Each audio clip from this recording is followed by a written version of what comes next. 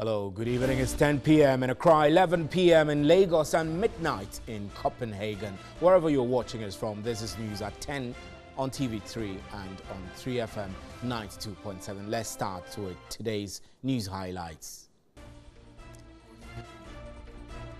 The Controller and Accountant General's Department has suspended the August salaries of some 7,000 workers on government's mechanized payroll. The objective is to clean the payroll data and improve the efficiency of government's payroll management.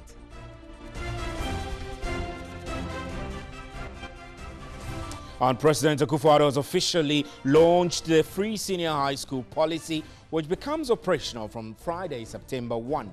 A logo for the program has also been unveiled. And two teacher unions have threatened to hit the streets if those found culpable in the $72 million SNID deal are not prosecuted. The Ghana National Association of Teachers and the Coalition of Concerned Teachers also called for speedy investigations. And TV3's anchor Martin Asiedu Date has been awarded a Chevening Scholarship to study a Master of Arts in International and Online Journalism in the United Kingdom. He now has the opportunity to study at Salford University in Manchester for his master's degree.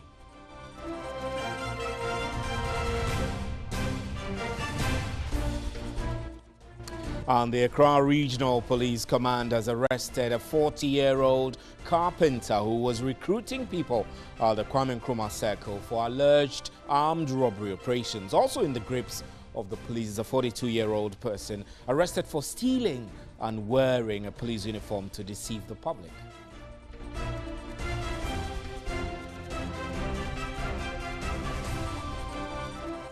Those are our major news highlights. Remember, you can hear us live on 3FM 92.7 and we're streaming on our Facebook page. Up next is the big one.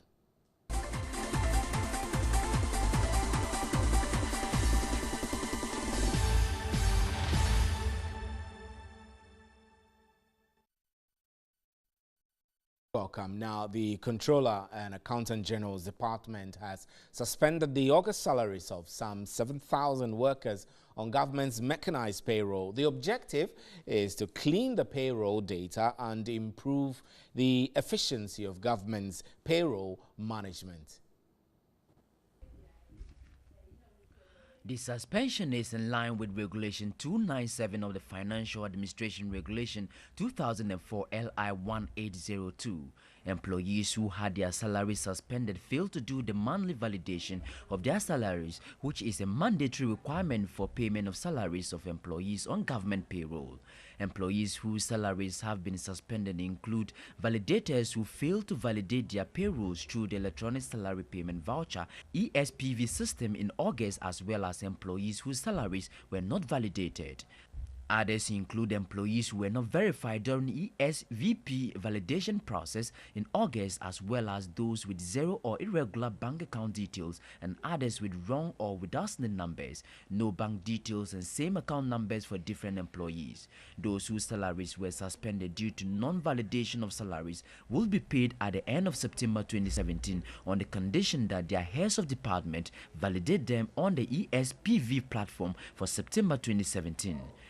Employees declared unknown but not missing at their various places of work are required to submit reactivation letters signed by the heads of department to the Controller and Accountant General's Department Payroll Processing Division. Employees with zero or irregular bank account details and others with wrong or without SNID numbers and employees sharing the same account numbers have been asked to submit their required information to the Payroll Processing Directorate of the Controller and Accountant General's Department for processing. Employees yet to go through the biometric registration exercise are expected to contact the Biometric Registration Center at the Ministry of Finance with the necessary documents for registration. Meanwhile, the Director of Payroll at the Controller and Accountant General's Department, Elizabeth Osei, has justified the suspension of the 7,000 salaries of workers. She spoke in an exclusive interview with Daniel Opoku. 1,000 names that you have suspended. Where is the largest group coming from? The largest numbers are coming from Ghana Education Service. Meaning what? Meaning that a lot of employees in the Ghana Education Service who were not validated have not been paid for the month of August. Prior to that, were you able to engage the leadership of the Ghana Education Service before their names were suspended? Because most of the concerns that they raise, that most of them are in the deprived areas where getting access to network is a problem for them to embark on this validation or registration exercise. Yes, as you rightly said, we engaged chief directors and heads of MDAs in all the civil service and in fact the public sector whose salaries are paid on the Controller and Accountant General's department have been sensitized already on this, how do I call it, the directive. We've also spoken to the various public sector unions to, as it were, bring them, create the awareness that their employees stand not to be paid. In fact, this directive was going to be implemented in July, but because we engaged with the various unions and managements of the various institutions, they asked that we give them a little more time so that they could bring this to the notice of all their validators or their heads of departments, and we agreed to that. So everybody agreed that we would roll this particular directive out in August 2017, and we've done just that. Wouldn't have Controller found a more appropriate way in terms of giving them punishment rather than suspending their salaries? See, it's not only about punishing, it's about the credibility of the payroll we are running at the Controller and Accountant General's department. It's a centralized system, and this is an intervention to make sure that we pay only deserving employees. So the ESPV system that has been rolled out is meant to ensure that every head of department is aware of who Controller and Accountant General is paying on their behalf. So that is why we are doing this. It's not to punish anybody, but it's to ensure that we ensure that everybody who is paid ought to be paid. And so if they are not validated, it's difficult for the Controller and Accountant General to establish if they exist and whether their salaries are legitimate. So it's not about punishing, but it's about ensuring that there's no leakage in the government purse. We are protecting the government purse. Now, linking that to GIFMIX, are we saying Controller is getting a headway? In fact, GIFMIX is making a lot of headway, not only in the payment of salaries, but also the financial management generally, as in disbursements at the MDA level. So it's not only about the Controller and Accountant General's salary payments, but generally about disbursements out of the GOG or out of the consolidated fund. It's becoming more and more credible. Are you reaching a final stage in terms of GIFMIX, rolling out the GIFMIX? Not final. GIFMIX is still midway, I must say, but it's been rolled out to most MDAs. I'm not the best authority to speak on this, but then GIFMIX has been rolled out to most MDAs, and even to the extent that we've started deploying to MMDAs in the districts. And still on teachers' salaries, Ministry of Finance has directed the teachers' validation team to clear the names of more than 65,000 teachers for payment within the next 3 months. The ministry again charged the team to present names of those who will be so far validated every 2 weeks for prompt payment of their salary arrears. The work of the validation team began in February 2016, but has still not been completed.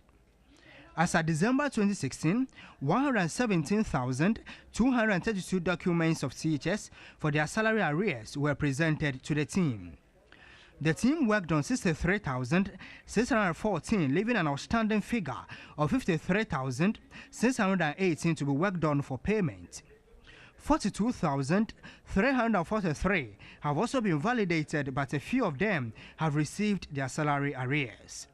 Head of Conditions of Service at NAT, Ahina Kwakwashi, said the teachers are satisfied with the progress of work. Ghana Education Service informed us that they had received additional forms of 35,862 fresh forms.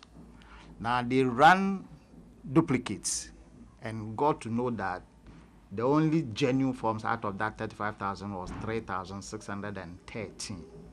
He pleaded with its members nationwide to exercise restraint to get all process completed within 3 months. What we are telling our members is that indeed we appreciate their patience. We will still ask them to remain calm and wait for the commencement of the exercise on the 11th. And we believe that once we finish with this exercise, it will also enable us to press on government to put a stop to this kind of policy or directive. Leadership of the Coalition of Concerned Teachers, CCT Ghana, also employed newly recruited teachers for 2015 to present their documents for prompt response. Now, 2015 recruited teachers should make sure by 30th of September they've presented all their documents. Now, every 2 weeks, vouchers will be raised. After the validation, every 2 weeks, vouchers will be raised, and Controller and Accountant General will be instructed to pay. So hopefully, from October ending, we are hoping to start paying the rest of the arrears to the about 70,000 teachers. It again gave an assurance to facilitate the correction of documents which have a duplication of staff ID numbers. There are some too with management issues, which is about 21,000 of them. Now, when we say management issues, some of them, maybe they have the same staff ID. 2 people have the same staff ID. Some of them, their appointments were backdated. Maybe they started teaching in September 2010, but it was backdated to, let's say, January 2010. This is still news at 10. We're live on TV3 and 3FM 92.7, also streaming live on our Facebook page. We'll be right back.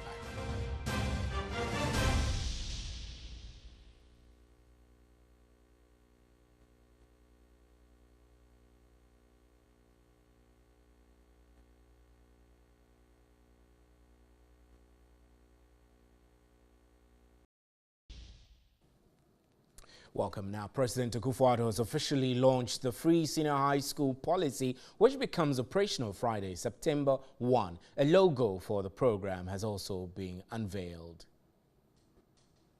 The free SHS policy of the NPP administration is aimed at building an educated populace for speedy national development and progress. President Akufo-Addo, at the short ceremony and the Flagstaff House, unveiled the logo for the program, which officially commences in 2 weeks. Minister of State in charge of tertiary education at the presidency, Professor Kwesi Yankah, explained the meaning of the logo. The package comes with it qualitative instructional material, improvement in school infrastructure, as well as teacher motivation and capacity building for them. The open book stands for learning that is made accessible so others can share. Free education is the foundation for national development. It generates hope for future generations and enables students from diverse backgrounds to study towards transforming lives and uplifting their communities. President Akufo-Addo called for support for the program. There will be in any new initiative some wrinkles, some glitches. But if we understand that this is important, not because a political party has made it its mantra, and that the promise that it made is being fulfilled, but because it goes to the heart of what we need to do to get our country going. Our country is abundant with talents, with creativity, with people who have all kinds of contribution to make to the development of our society. What we need to do is to provide them the opportunity to express themselves. And if that opportunity is provided, I think very, very, very rapidly we'll see the transformation that all of us want to see in Ghana. And 2 teacher unions have threatened to hit the streets if those found culpable in the $72 million SNIT deal are not prosecuted. The Ghana National Association of Teachers and the Coalition of Concerned Teachers also called for speedy investigations. The Ghana National Association of Teachers, NAT, expressed disappointment at SNIT deal. Although NAT agreed on the need to automate its operations, it expressed concern on the cost of the project. Most disturbing to NAT is the inadequate lump sum paid to pensioners by SSNIT after 30 years of public service. Ahina Kwakwashi is the head of conditions of service at NAT. Do you know how much they are paying this woman? The 25% lump sum pass credit is 2,004 cedis, 47 pesos. For 30 years. For 30 years work. How can you be callous like this? Do you want the woman to go and die? Somebody who had taught for 30 years and is suffering from the eye because of chalk, what is it? And then you give the woman 2,004 cedis. As lump sum, 25 lump sum. He charged the board of SSNIT to be swift with its investigations or risk a nationwide protest. I mean, why do you use people's money like this? If it is genuine, I don't have a problem. But if they go through the audit and they realize that they have done untoward, look, they should jail them. They should put them before the law courts. First of all, you should claim our monies first. You should claim our money first before they jail them. Vice President of the Coalition of Concerned Teachers, Enoch Abrakwe Sante, is of the view investments made by SSNIT have not benefited contributors. As a unionist, I should see that my members contribute and they get something out of it.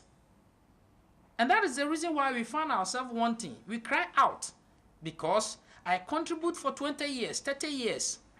The investment that you are making should have influence on my money. He charged the board of SSNIT to ensure that the lump sum of contributors are properly calculated to enhance their benefits. So nice for us to see transparency in our system. If we do not see that, people will continue misusing, looting, etc. our funds. So if such have been seen, then there's the need, not two ways about it. Let them face the law squarely. And the fourth review of Ghana's extended credit facility with the IMF has concluded with an extension by 1 more year. The review also saw the approval of $94.2 million disbursement. The 3-year facility signed by the John Mahama administration in 2015 is expected to end in April 2018. A statement from the fund said the board approved Ghana's quest for waivers on non-observance of performance criteria and modification of one performance criterion and the extension of the arrangements by 1 year.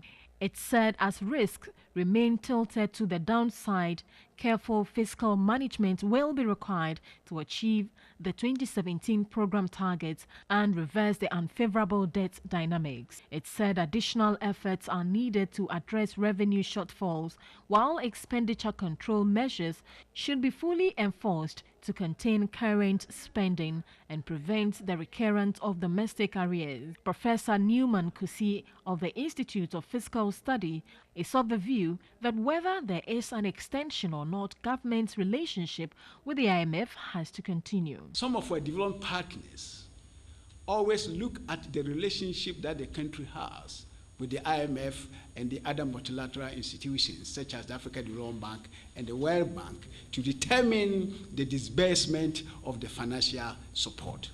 So with or without a program, the interaction between the government or the country and the IMF will have to continue anyway. Head of Finance at the University of Ghana Business School, Professor Godfred Brockpain, said the extension is a logical outcome of where the country finds itself and is the right thing to do. So all the targets in 2016 were missed, and we deteriorated in some indicators. So then the question was, the remaining 1 year, would it be sufficient for Ghana to correct whatever makes its weaknesses that have been created? The conclusion is simple. It's insufficient. So if Ghana wants to still go by the IMF program, then the logical thing to do and to ask for its extension. The Extended Credit Facility Program aims to restore debt sustainability and macroeconomic stability in the country to foster a return to high growth and job creation while protecting social spending. Completion of the fourth ECF review, which enables the disbursement of about $94.2 million, brings total disbursements under the arrangement to about $565.2 million, with the remainder being tied to the remaining reviews. Spare parts dealers at Abosoka in Accra have urged implementers of the paperless transaction to ensure a seamless process from September 1 when it takes off. The dealers pointed out that innovation would be needless if it does not remove delays and corruption, which increases the cost of doing business at the ports. Spare parts dealers have often complained about delays, corruption and cumbersome procedures of clearing goods at the port. However, the implementation of the paperless transaction, many of these are expected to be phased out. Because the system has not taken off, we wouldn't know, the challenges that they'll be facing. But when it takes off from 1st September, and as we are all aware, 1st September is also a holiday, so I think the whole operation or the whole process will start on Monday, which is the 4th. And when the process starts, the implementation starts, and then our people go there or our members go there and they face any challenges, I'm sure they will report back to us. The agent call you and tell you that maybe your bill is almost maybe 100 or 1,000. You don't know what the agent is doing, so you just go and pay in because you don't understand what is going on. Officials of the Ghana Shippers Authority, whose mandate it is to seek the interests of shippers and negotiate charges on their behalf, took the education to the doorsteps of the importers. They have issues like how the networking, but we believe that yes, even though there will be downtimes, still the process will be better than before. The spare parts dealers further complained about the slow pace of effort to remove some taxes promised by the government. And TV3's Uncle Martin Esiedu Date has been awarded a Chevening Scholarship to study a Master of Arts in International and Online Journalism in the United Kingdom. He now has the opportunity to study at the Salford University in Manchester for his master's degree. Chevening scholarships are the United Kingdom government global scholarship program funded by the Foreign and Commonwealth Office and partner organizations. The program offers awards to outstanding scholars with leadership potential from around the world to study for a master's degree in any subject of their choice in a university in the United Kingdom. The scheme is aimed at developing global leaders to harness their potential. 20 scholars, including TV3's news anchor Martin Esiedu Date, were awarded the scholarship this year. They should stick and stay with TV3. What we would do also is to ensure that they do not miss us too much, because we'll be giving information as and when it is relevant. But because we aim at giving them the very best in terms of content and presentation and delivery, we'll be coming back more polished, more poised, and more reinvigorated to give quality content to them. The British High Commissioner to Ghana, Ian Walker, underscored the need for persons with leadership potential to be supported. And really to kind of try and build some of the leaders for the future, because actually our relationship is deep, it's long, but it's also for the future. So it's not just the last 60 years, it's the next 60 years. And working with people like today is really all about saying, we've got brilliant people here today and these guys are going to be leaders of the future. We wish Martin and the other scholars the very best of studies in the UK. And the Accra Regional Police Command has arrested a 40-year-old carpenter who was recruiting people at the Kwame Nkrumah Circle for alleged armed robbery operations. Also in the grips of the police is a 47-year-old person arrested for stealing and wearing a police uniform to deceive the public. The suspects were arrested in the early hours of Thursday, August 31, at the Kwame Nkrumah Circle in Accra. The first suspect, 40-year-old Benjamin Danso, a carpenter, was alleged to have been engaged in recruiting people for an intended armed robbery operation. A search on him uncovered 1 foreign pistol and 1 live ammunition. Benjamin reportedly admitted to the offense in his caution statement to the police and has mentioned 2 others as his accomplices. The second suspect, William Dapatem, was in police uniform loitering at the Kwame Nkrumah Circle and was arrested. William told the police he is not a policeman, adding he stole the uniform from the Tesano Police Barracks.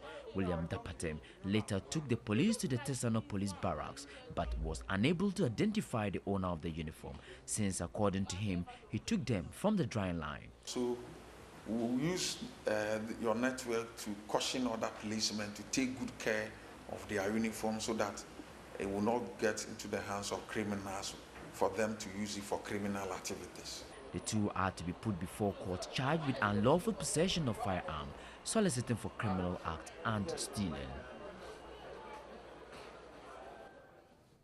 All right, interesting. The mindsets of criminals. That's how we end News at 10. I'm Stephen Enti. Thank you very much for making time. On behalf of the crew here, good night. There is more news at 3news.com.